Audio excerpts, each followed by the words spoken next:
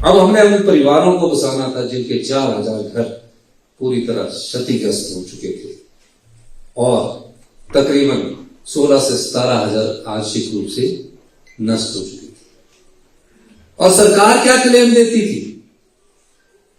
सरकार क्लेम देती थी जिसका पूरा घर पक्का भी नष्ट हो जाएगा उसको सिर्फ 1,50,000 रुपया मिलेंगे, और जिसका कच्चा घर है, घर हमारे गांव में है, कच्चे घर होते ही है, अगर किसी का कच्चा घर है उसको 5,000 रुपया देती थी।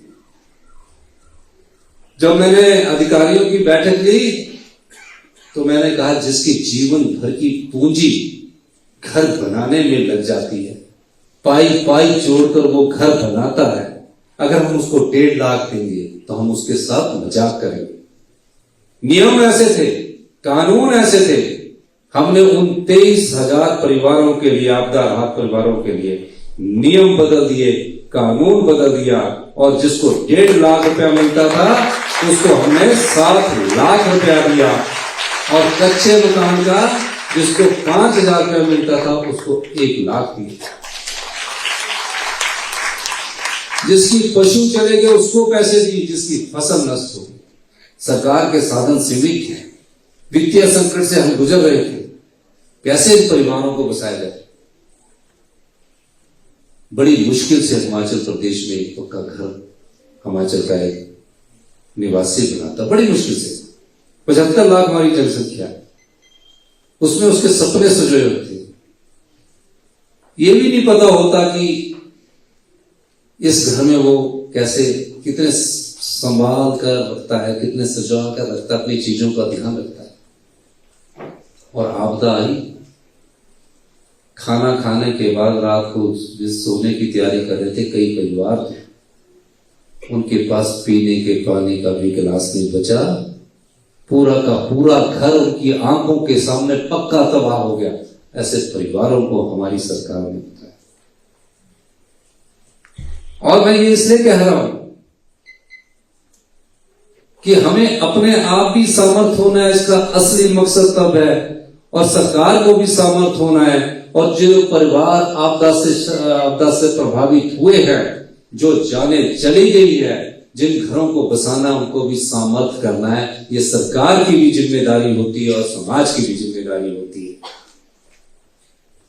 और देखिए, केंद्र सरकार से पैसा नहीं मिला, मैं हिमाचल की जनता का धन्यवाद करना चाहूंगा, छोटे बच्चों का, स्कूल के बच्चों का भी धन्यवाद करना चाहूंगा। छोटे छोटे बच्चे हमारे पास गुल्लक लेकर आए, कहा इस आपदा में आप इनकी मदद कीजिए, आप इनके घर बसाइए। 2 बेटियां आई, जिसमें 2 बड़ी बेटियां आई मेरे पास, सब लोगों ने मदद की। हिमाचल के कोई ऐसी जनता नहीं थी जिसने मदद नहीं की, लेकिन पिछली की भारतीय जनता पार्टी की सरकार उसमें भी राजनीति करती थी। आज हम अपने पांवों पर खड़े होने के लिए मजबूत फैसले ले रहे हैं, और इन फैसलों से हिमाचल प्रदेश आत्मनिर्भर बनेगा। हमने 4500 करोड़ रुपए का आपदा राहत पैकेज घोषित किया, 4500 करोड़ का अपने संसाधनों से। जो सड़कें टूटी थी, सड़कों को बनाया, जहां बिजली के खंभे टूट गए तो खंभों को खड़ा किया, पानी की सुविधा उपलब्ध करवा दी। 2 महीने हम आपदा से, जुलाई, अगस्त, सितंबर, 3 महीने आपदा से लड़ते रहे। किसी हिमाचल की जनता ने कहीं हाहाकार नहीं किया।